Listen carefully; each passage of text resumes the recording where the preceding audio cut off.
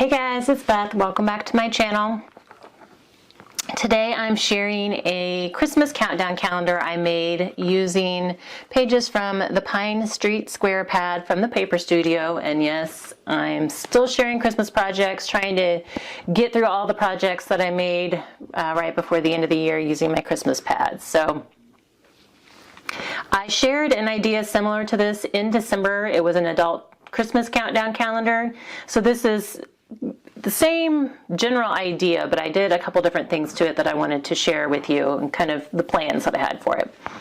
So there were 3 pages of countdown numbers 1 through 25, and they were just kind of in rectangles on the page.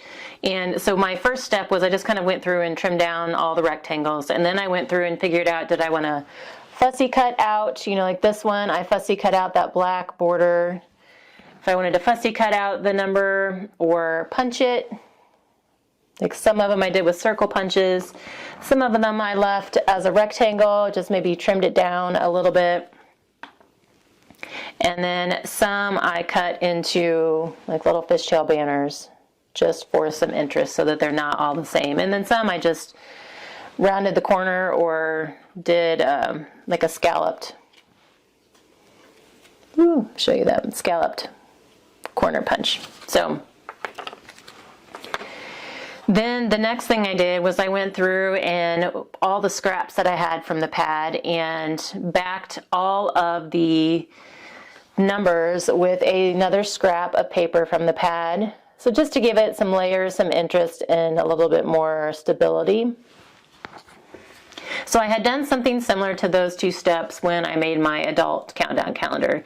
One thing I did not do in that one that I did add in this one was some heavy duty black cardstock on the back of all the numbers, just to add more durability to them, especially some of these bigger ones. I was worried about them being too flimsy on top of the clothespin, and so I wanted to add the cardstock just to help them be a little bit stronger. I wasn't as worried about the little circles.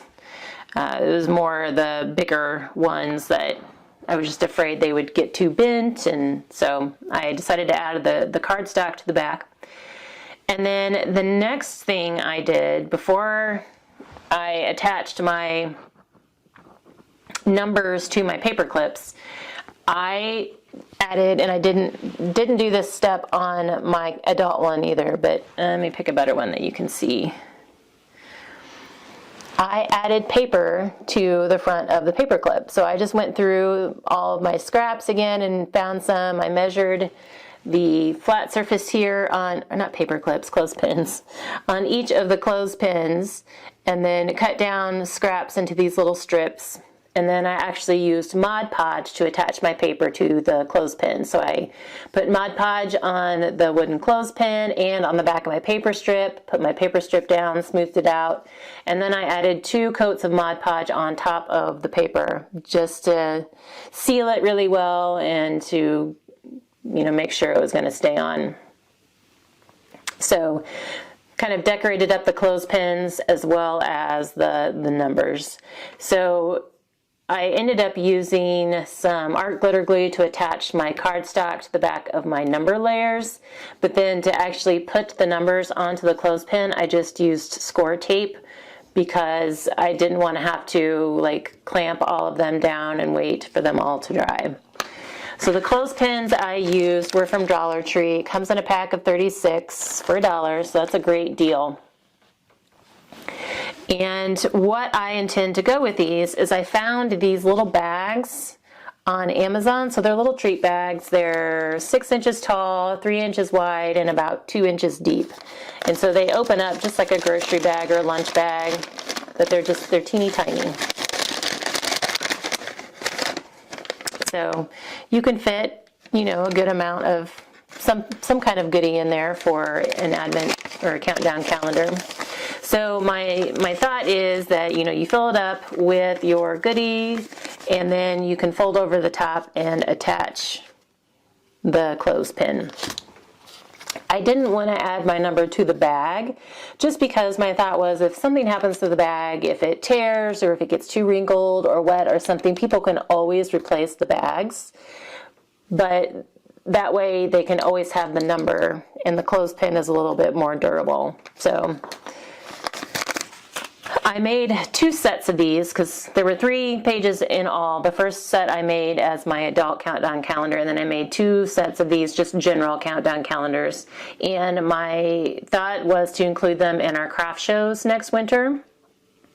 I have not figured out what I'm going to price them at yet. I need to kind of figure out all my costs. And I'm also still trying to figure out how I want to package them. I am envisioning making some kind of box, maybe with a clear acrylic top, so that you can see into it. And I would have the bags and then all the numbers and then maybe a picture of, what it looks like together so that people know what they're supposed to do with it.